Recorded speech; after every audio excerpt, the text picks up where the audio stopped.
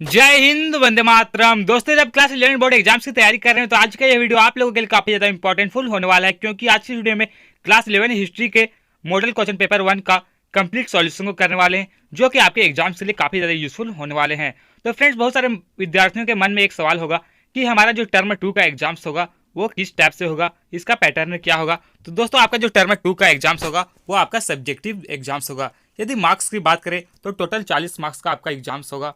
और यदि टाइम की बात करें कितना टाइम दिया जाएगा तो आपको 1.5 घंटा टाइम दिया जाएगा। और यदि बात करें कि क्वेश्चंस को किस टाइप से आपका एग्जाम्स में क्वेश्चन को पूछा जाएगा, तो फ्रेंड्स यहाँ पे कुछ पॉइंट्स दिया गया है कि प्रश्न संख्या 1 से 7 तक अति लघु उत्तरीय प्रश्न है। इनमें से किन्हीं 5 प्रश्नों के उत्तर एक वाक्य में दीजिए। प्रत्येक प्रश्न का मान 2 अंक निर्धारित है। यानी क्वेश्चन नंबर 1 से 7 तक जो क्वेश्चन पूछा जाएगा फ्रेंड्स, उन सभी 7 क्वेश्चन में से आपको सिर्फ 5 क्वेश्चन का आंसर करना है। और प्रत्येक 5 क्वेश्चन का जो मार्क्स होगा वो 2 मार्क्स का आपका क्वेश्चन होगा। अगला पॉइंट जो दिया गया फ्रेंड्स कि प्रश्न संख्या 8 से 14 तक लघु उत्तरीय प्रश्न है। इनमें से किन्हीं 5 प्रश्नों के उत्तर अधिकतम 50 शब्दों में दीजिए। प्रत्येक प्रश्न का मान 3 अंक निर्धारित है। यानी क्वेश्चन नंबर 8 से जो 14 तक आपका क्वेश्चन पूछा जाएगा, उन सभी प्रश्नों में से आपको सिर्फ 5 क्वेश्चन का आंसर करना है। और प्रत्येक 5 जो क्वेश्चन है वो 3 मार्क्स के होंगे और आपको जो आंसर करना है वो लगभग 50 शब्दों में करना है। अगला जो पॉइंट दिया गया फ्रेंड्स कि प्रश्न संख्या 15 से 19 तक दीर्घ उत्तरीय प्रश्न है। इनमें से किन्हीं 3 प्रश्नों के उत्तर अधिकतम 150 शब्दों में दीजिए। यानी 15 से 19 तक जो क्वेश्चन पूछा जाएगा उसमें से सिर्फ आपको 3 क्वेश्चन का आंसर करना है। और उन तीनों क्वेश्चन के मार्क्स की बात करें तो 5 मार्क्स का ये तीनों क्वेश्चन रहेंगे, जिनका आंसर आपको 150 शब्दों में करना है। तो फ्रेंड्स, यदि आप क्लास 11 बोर्ड में अच्छे मार्क्स हासिल करना चाहते हैं तो आप इस वीडियो को शुरू से लेकर के लास्ट तक जरूर देखिएगा, क्योंकि ये सभी क्वेश्चन आपके एग्जाम के लिए काफ़ी ज़्यादा यूजफुल होने वाले हैं। तो चलिए इस सुपर फास्ट वीडियो को शुरू करते हैं। फर्स्ट क्वेश्चन है फ्रेंड, जो कि आपके स्क्रीन पर है कि द लास्ट सपर चित्र किसने बनाया। हमने आपको बताना कि ये जो द लास्ट सपर है इसका चित्र को किसने बनाया था। तो दोस्तों, यहाँ पे जो राइट आंसर है हो जाएगा द लास्ट सपर का चित्र लियोनार्डो विंसी ने 1495 ईस्वी में बनाया था। यानी यहाँ पे राइट आंसर हो जाएगा लियोनार्डो विंसी, जो कि 1495 ईस्वी में इस चित्र को बनाया था। नेक्स्ट क्वेश्चन है फ्रेंड, जो कि आपके स्क्रीन पर है कि कोलंबस अमेरिका कब पहुंचा था। यानी आपको बताना कि क्रिस्टोफर कोलंबस थे वो अमेरिका कब पहुंचे थे। तो दोस्तों, यहाँ पे राइट आंसर हो जाएगा इटली निवासी क्रिस्टोफर कोलंबस 1492 ईस्वी में अमेरिका पहुंचा था। यानी जो इटली निवासी यानी इटली का जो निवासी था क्रिस्टोफर कोलंबस, वह 1492 ईस्वी में अमेरिका पहुंचा था। नेक्स्ट क्वेश्चन 3 में दिया फ्रेंड्स कि पुनर्जागरण शब्द की उत्पत्ति किस शब्द से हुई है। यानी आपको बताना कि ये जो पुनर्जागरण शब्द है इसकी उत्पत्ति कौन सा शब्द से हुआ है। तो दोस्तों, पुनर्जागरण शब्द की उत्पत्ति फ्रेंच भाषा के रेनेसां शब्द से हुई है। यहाँ पे राइट आंसर हो जाएगा जो कि पुनर्जागरण शब्द फ्रेंच भाषा के रेनेसां शब्द से उत्पत्ति हुई है। नेक्स्ट क्वेश्चन 4 में दिया फ्रेंड्स कि एज़टेक संस्कृति की राजधानी कहाँ थी। यानी आपको बताना कि ये जो एज़टेक संस्कृति है इसकी राजधानी कहाँ थी। तो दोस्तों, एज़टेक संस्कृति की राजधानी की बात करें तो एज़टेक संस्कृति की राजधानी टेनोक्टिलान था, जो 1325 ईस्वी में बनाया गया था।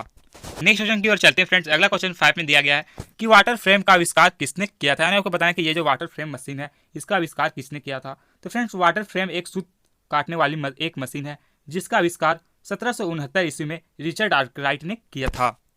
यानी पे जो राइट आंसर है वो जगह रिचर्ड आर्कराइट। नेक्स्ट क्वेश्चन 6 में दिया गया फ्रेंड्स कि बैंक ऑफ इंग्लैंड की स्थापना कब हुई। यानी आपको बताना कि ये जो बैंक ऑफ इंग्लैंड है इसकी स्थापना कब हुई। तो दोस्तों, बैंक ऑफ इंग्लैंड की स्थापना की बात करें तो बैंक ऑफ इंग्लैंड की स्थापना 27 जुलाई 1694 ईस्वी में हुआ था। नेक्स्ट क्वेश्चन 7 में दिया फ्रेंड्स कि मेजी पुनर्स्थापना कब हुआ। आपको पता कि ये जो मेजी पुनर्स्थापना है ये कब हुआ। तो दोस्तों, मेजी पुनर्स्थापना 1868 ईस्वी में हुआ था। यानी यहाँ पे जो राइट आंसर है वो जो 1868 ईस्वी। आगे जो क्वेश्चन पूछे जाएंगे फ्रेंड्स, ये सभी क्वेश्चन लघु उत्तरीय प्रश्न होंगे, जिनका आंसर आपको 50 शब्दों में करना है। और इनकी मार्क्स की बात करें तो ये 3-3 मार्क्स के आपके क्वेश्चन पूछे जाएंगे। तो चलिए नेक्स्ट क्वेश्चन की ओर चलते हैं। अगला क्वेश्चन 8 में दिया गया है कि इटली के नगरों में पुनर्स्थान कैसे हुआ। ना आपको बताना कि इटली के जो नगर थे वहाँ पे पुनर्स्थान कैसे हुआ। तो चलिए इस क्वेश्चन का आंसर हम लोग करते हैं।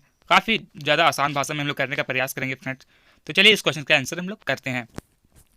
यहाँ पे बोला फ्रेंड्स कि इटली पुनर्जागरण काल का जन्मभूमि के तौर पर जाना जाता है। यानी ये जो इटली देश है वो पुनर्जागरण काल का जन्मभूमि के तौर पर जाना जाता है। पश्चिमी रोमन साम्राज्य जो रोमन साम्राज्य था वो 2 भागों में बटा हुआ था, एक पूर्वी रोमन साम्राज्य और दूसरा पश्चिमी रोमन साम्राज्य। तो यहाँ पर बात कर रहा है पश्चिमी रोमन साम्राज्य। पश्चिमी रोमन साम्राज्य के पतन के बाद इटली सांस्कृतिक एवं राजनीतिक रूप से कमजोर होने लगा। आगे बढ़ा फ्रेंड्स, तथा रोम के पॉप की शक्ति अपने राय के अंदर ही सीमित होने लगा। किंतु 100 साल बाद पुनः इटली के नगरों को पुनर्स्थान होता है, जिसे निम्न तथ्यों से समझा जा सकता है। यहाँ पे कुछ पॉइंट्स दिया गया है जिस पॉइंट से हम लोग समझने का प्रयास करेंगे। बोल रहे आगे फ्रेंड्स कि बैजेंटाइन साम्राज्य में इस्लामी देशों के बीच व्यापार में वृद्धि होने लगा तथा इटली के तटीय बंदरगाह पुनर्जीवित होने लगे, होने से इटली के नगरों का पुनर्स्थान प्रारंभ हो गया। ये तो आपका फर्स्ट पॉइंट था फ्रेंड्स। नेक्स्ट पॉइंट की ओर हम लोग चलते हैं। अगला पॉइंट जो दिया गया है बोल रहा है कि 12वीं शताब्दी में जब मंगोल साम्राज्य बृहद साम्राज्य चीन के साथ रेशम मार्ग के माध्यम से व्यापार प्रारंभ किया तो इसमें इटली के नगरों का महत्वपूर्ण योगदान रहा। यहाँ कहने का मतलब ये है फ्रेंड्स कि जब 12वीं शताब्दी में मंगोल साम्राज्य जो था वो चीन के साथ रेशम मार्ग के माध्यम से व्यापार प्रारंभ किया, तो उस समय इटली के जो नगर थे वो काफ़ी महत्वपूर्ण योगदान रहा। इटली के जो नगर थे वहाँ पे वो काफ़ी योगदान दिए थे। आगे बढ़ रहे फ्रेंड्स कि इस प्रकार इन्हीं उपयुक्त कारणों से इटली के नगरों का पुनर्स्थान होना प्रारंभ हो गया। फलस्वरूप इटली के फ्लोरेंस, वेनिस, जिनेवा जैसे नगरों का काफ़ी विकास हुआ। ये तो आपका क्वेश्चन नंबर 8 का आंसर था फ्रेंड्स। दोस्तों इन सभी क्वेश्चन का आंसर आपको कॉपी में लिख लेना है, और यदि आपका एग्जाम जब तक नहीं हो जाता तब तक आपको हमेशा रिवीजन करते रहना, ताकि आपको हर एक क्वेश्चन का आंसर आपको अच्छी तरीके से याद हो जाए। नेक्स्ट क्वेश्चन 9 में देखिए फ्रेंड्स, जो कि काफ़ी इंपॉर्टेंट क्वेश्चन है आपके एग्जाम के दृष्टिकोण से। अगला क्वेश्चन है फ्रेंड्स कि मानवतावाद से आप क्या समझते हैं, यानी आपको बताना है कि ये जो मानवतावाद है इससे आप क्या समझते हैं। तो चलिए इस क्वेश्चन का आंसर हम लोग करते हैं। मानवतावाद का अंग्रेजी रूपांतरण इम्यूनिटीज होता है, यानी यहाँ पे बोले कि ये जो मानवतावाद शब्द है इसका अंग्रेजी इम्यूनिटीज होता है, जो लैटिन भाषा के ह्यूमिनिटास शब्द से लिया गया है। 15वीं सदी के शुरुआत में यह शब्द उन अध्यापकों के लिए प्रयुक्त होता था जो विद्यालय में व्याकरण, कविता, इतिहास तथा नीति शास्त्र पढ़ाते थे। यहाँ पे कहने का मतलब ये है फ्रेंड कि 15वीं शताब्दी में जो है यह शब्द सिर्फ उन लोगों के लिए प्रयोग होता था जो विद्यालय में व्याकरण, कविता और इतिहास तथा नीति शास्त्र पढ़ाते थे। आगे बोल रहे फ्रेंड्स कि किंतु वास्तविक अर्थों में मानवतावाद पुनर्जागरण का वह उपज है जिससे मानवीय गुणों अथवा नैतिकता के क्षेत्रों में काफ़ी प्रगति हुई। दोस्तों ये जो आंसर है वो आपका क्वेश्चन नंबर 9 का आंसर है कि मानवतावाद से आप क्या समझते हैं। नेक्स्ट क्वेश्चन फ्रेंड जो कि आपके स्क्रीन पर है, काफ़ी ज़्यादा इंपॉर्टेंट क्वेश्चन है कि एज़टेक, इंका तथा माया सभ्यता में क्या समानताएं थी, यानी आपको बताना है कि ये जो एज़टेक, इंका तथा माया सभ्यता है इसमें क्या समानताएं थी। तो चलिए इस क्वेश्चन का आंसर हम लोग करते हैं। एज़टेक मेक्सिको की मध्यवर्ती घाटी, यानी यहाँ पे बोले ये जो एज़टेक है वो मेक्सिको की मध्यवर्ती घाटी है। इंका दक्षिण अमेरिका में तथा माया मध्य अमेरिका के युक्तान प्रायद्वीप में विकसित होने वाली 3 प्रमुख सभ्यताएं हैं। तो फ्रेंड्स यहाँ पे जो क्वेश्चन में पूछा गया है कि एज़टेक, इंका तथा माया सभ्यताएं की समानताएं, यानी एज़टेक, इंका और माया सभ्यताएं में 3 समानताएं और 3 असमानताएं भी थी। तो यहाँ पे लेकिन क्वेश्चन आपके पूछा गया है समानताएं। तो चलिए देखते हैं। अर्थव्यवस्था का आधार की बात करें तो अर्थव्यवस्था का आधार तीनों सभ्यताओं के अर्थव्यवस्था का मुख्य आधार की बात करें तो यहाँ सिर्फ कृषि था। पहला जो समानताएं था फ्रेंड्स वो है स्थापत्य कला। एज़टेक, इंका एवं माया तीनों सभ्यताओं में विशाल भवन, मंदिर, चबूतरा आदि देखने को मिलता है। यहाँ पे बोल रहा है कि ये जो एज़टेक है, इंका है तथा माया, ये जो तीनों सभ्यताएं हैं यहाँ पे भवन, मंदिर, चबूतरा आदि देखने को मिलता है तथा स्थापत्य कला के क्षेत्र में तीनों समानताएं निहित है। अगला जो समानताएं फ्रेंड्स, समाज श्रेणी। एज़टेक, इंका एवं माया संस्कृति का समाज श्रेणीबद्ध रूप में पाया गया है जो यूरोप के अन्य समाज से अलग है, क्योंकि इसमें किसी को संसाधन का निजी स्वामी किसी को नहीं बनाया गया। यानी बोलने का कहने का मतलब यह है कि यहाँ पे जो कोई भी संसाधन है उसका कोई भी निजी व्यक्ति को नहीं बनाया गया है। इस प्रकार इन उपयुक्त तथ्यों से यह स्पष्ट होता है कि तीनों सभ्यताओं में काफ़ी समानताएं थी। ये तो आपकी 3 समानताएं थी दोस्तों, जो कि क्वेश्चन नंबर 10 का आपका आंसर था। तो फ्रेंड्स इन सभी आंसर को आपको कॉपी में लिख लेना है, और जब तक आपका एग्जाम्स नहीं हो जाता तब तक आपको हमेशा रिवीजन करते रहना है, ताकि आपको हर एक क्वेश्चन का आंसर आपको अच्छी तरीके से याद हो जाए। नेक्स्ट क्वेश्चन 11 में दिया गया फ्रेंड्स कि औद्योगिक क्रांति सर्वप्रथम इंग्लैंड में क्यों हुआ। नहीं आपको बताना कि ये जो औद्योगिक क्रांति है वो सबसे पहले इंग्लैंड में ही क्यों हुआ था। तो चलिए इस क्वेश्चन का आंसर हम लोग करने का प्रयास करेंगे। तो फ्रेंड्स औद्योगिक क्रांति सर्वप्रथम 1780 के दशक में इंग्लैंड में ही हुआ, क्योंकि जो औद्योगिक क्रांति है वो 1780 के दशक में इंग्लैंड में हुआ था। और इसका क्या रीजन था, तो चलिए इसका रीजन हम लोग पॉइंट बाय पॉइंट समझते हैं। पहला रीजन जो था फ्रेंड्स कि कृषि क्रांति ने फसल उत्पादन बड़े पैमाने पर कर कच्चा माल उपलब्ध करवाया तथा अर्थव्यवस्था को मजबूत किया। यानी बोल रहे हैं कि वहाँ पे जो कृषि क्रांति है वहाँ पे फसल का जब उत्पादन हुआ तो वहाँ की जो अर्थव्यवस्था थी वो काफ़ी ज़्यादा मजबूत हो गया, जो औद्योगिक क्रांति का एक कारण बना। कृषि क्रांति के अंतर्गत यह देखा गया कि छोटे किसानों से जमीन भूमि को खरीदकर बड़े खेतों में तब्दील कर दिए थे। यानी यहाँ कहने का मतलब ये है कि वहाँ पे जो छोटे किसान हुआ करते थे उन छोटे किसानों से जमीन या फिर भूमि को खरीद कर बड़े खेतों में तब्दील कर दिए थे, जिससे बड़ी संख्या में लोग भूमिहीन हो गए। ऐसी परिस्थिति में ब्रिटेन को सस्ते श्रमिक मिल गए, जो औद्योगिक क्रांति को बल दिया। फर्स्ट रीजन ये था फ्रेंड्स। अगला जो रीजन है वो था इंग्लैंड राजनीतिक दृष्टिकोण से काफ़ी मजबूत था। यानी देखा जाए इंग्लैंड जो देश है वो राजनीतिक दृष्टिकोण से काफ़ी ज़्यादा मजबूत था तथा समान कानून की नीति को पालन करता था। आगे बढ़े फ्रेंड्स कि इंग्लैंड का एक बड़ा औपनिवेशिक साम्राज्य था जो इस क्रांति का कारण बना। ये तो आपका सेकेंड पॉइंट, सेकेंड रीजन था। नेक्स्ट जो रीजन था वो था इंग्लैंड में बड़े पैमाने पर कोयला लो अयस्क भंडार था। यानी बोल रहा है कि इंग्लैंड जो देश है वहाँ पे औद्योगिक क्रांति के समय बड़े पैमाने पर कोयला तथा लो अयस्क का काफ़ी ज़्यादा भंडार था। नेक्स्ट 12 में दिया गया फ्रेंड्स कि औद्योगिक क्रांति के समय हुए 5 प्रमुख आविष्कार और इसके आविष्कारक का नाम लिखे। यानी आपको बताया कि औद्योगिक क्रांति जब हुआ था उस समय बहुत सारे 5 मशीन का आविष्कार हुआ और उसके आविष्कारक कौन है, कौन उनके आविष्कार किए, तो उन सभी 5 का आंसर आपको लिखना है। तो चलिए इस क्वेश्चन का आंसर हम लोग करते हैं। औद्योगिक क्रांति के समय हुए 5 प्रमुख आविष्कार और इसके 5 आविष्कारक निम्न हैं। तो पहला जो मशीन का आविष्कार हुआ फ्रेंड्स वो है फ्लाइंग शटल। फ्लाइंग शटल के आविष्कार की बात करें तो इसका आविष्कार जॉन के ने किया था। कब किया था? तो 1733 ईस्वी में किया था। दोस्तों यहाँ पे ईस्वी तो आपको नहीं पूछा गया, लेकिन मैं आपके जानकारी के लिए बता देना चाहता हूँ कि यदि आपको क्वेश्चन में कभी ईस्वी पूछ दिया जाए तो आप यहाँ से याद कर सकते हैं। अगला जो मशीन है फ्रेंड्स वो है स्पिनिंग जेनी। स्पिनिंग जेनी एक सूत काटने वाली मशीन है दोस्तों। इसका आविष्कार जेम्स हरग्रीव्स के द्वारा 1765 ईस्वी में किया गया था। नेक्स्ट जो मशीन है फ्रेंड्स वो है water frame. Water frame machine का आविष्कार है जो फ्रेंड वो रिचर्ड आर्कराइट के द्वारा 1769 में किया गया था। नेक्स्ट जो मशीन है फ्रेंड्स वो है पावर लूम। पावर लूम की बात करें तो पावर लूम का जो मशीन है उस मशीन का आविष्कार एडमंड आर्कराइट के द्वारा 1787 ईस्वी में किया गया। नेक्स्ट जो मशीन है फ्रेंड्स वो है म्यूल। म्यूल मशीन का आविष्कार सैमुअल क्रॉम्पटन के द्वारा 1779 ईस्वी में किया गया था। ये तो आपका क्वेश्चन नंबर 12 का आंसर है फ्रेंड्स, जो कि 5 मशीन और आविष्कार का पूछा था। इसका आंसर हम लोग कर लिए। नेक्स्ट 30 में देगा फ्रेंड्स कि कोरिया ने 1997 ईस्वी में विदेशी मुद्रा संकट का सामना किस प्रकार किया। यानी आपको बताना कि ये जो कोरिया देश है वह 1997 ईस्वी में विदेशी मुद्रा का संकट जो हुआ उस समय सामना किस प्रकार किया। तो चलिए इस क्वेश्चन का आंसर हम लोग करने का प्रयास करते हैं। 1997 ईस्वी में व्यापार में घाटा, वित्तीय संसाधनों के खराब प्रबंधन एवं अन्य कई कारणों से विदेशी मुद्रा का संकट उत्पन्न हुआ। यानी यहाँ कहने का मतलब ये है कि 1997 ईस्वी में व्यापार में जब घाटा हुआ, वित्तीय संसाधन जब खराब हो गए, तो कई कारण से विदेशी मुद्रा का संकट उत्पन्न हुआ। इस विदेशी मुद्रा संकट का सामना कोरिया में निम्न तरीकों से किया गया। जब वहाँ पे 1997 ईस्वी में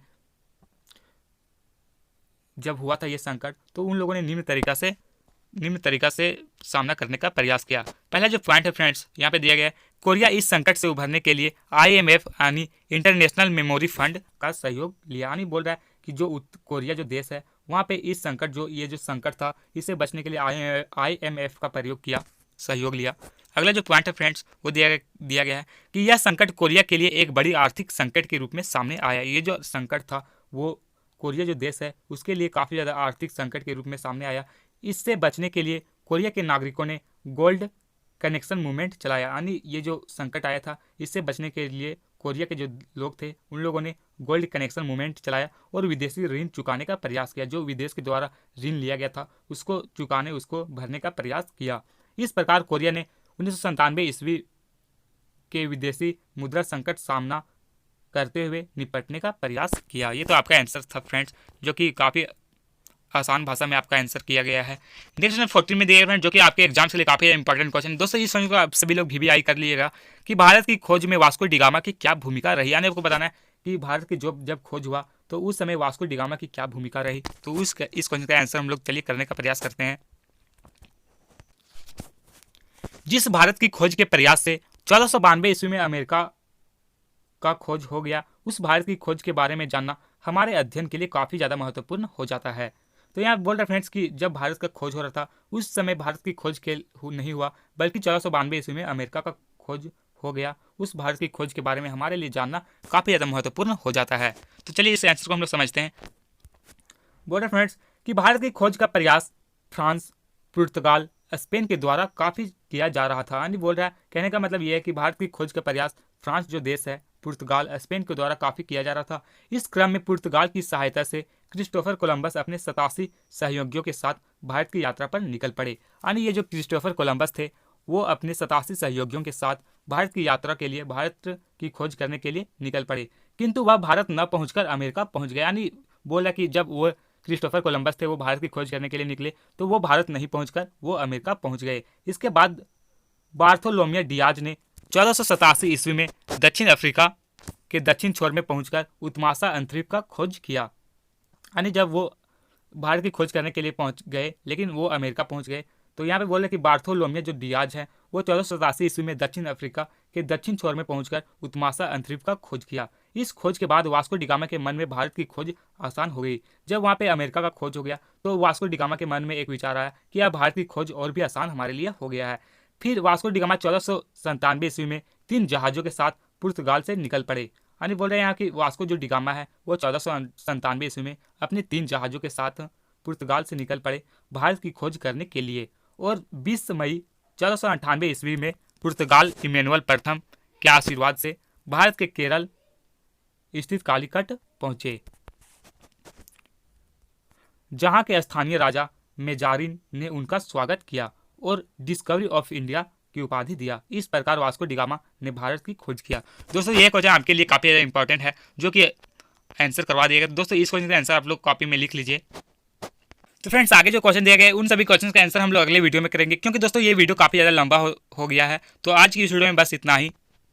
तो फ्रेंड्स इसी तरह हर एक मॉडल क्वेश्चन पेपर का आप कंप्लीट सॉल्यूशन को करना चाहते हैं तो आप इस चैनल को अपने सुंदर से हाथों से सब्सक्राइब करके बेल आइकन बटन पर प्रेस कर लीजिएगा। और यदि आप क्लास 11 में हर एक सब्जेक्ट में अच्छे मार्क्स हासिल करना चाहते हैं तो आपको सिर्फ मॉडल क्वेश्चन पेपर को पढ़ने से अच्छा मार्क्स हासिल नहीं हो जाएगा। उसके लिए आपको करना क्या पड़ेगा, तो आपका टर्म 2 में जितना भी सिलेबस दिया गया है उन सभी चैप्टर को आपको अच्छी तरीके से पढ़ना है। उन सभी चैप्टर से जितने भी इंपॉर्टेंट क्वेश्चन होते हैं उन सभी क्वेश्चन का आंसर आपको कर लेना है, जो कि इस चैनल के प्ले लिस्ट में करवा दिया गया है। तो फ्रेंड्स आज के इस वीडियो में बस इतना ही। और वीडियो अच्छा लगा होगा तो प्लीज़ अपने सुंदर से हाथों से सब्सक्राइब करके बेल आइकन बटन पर प्रेस कर लीजिएगा।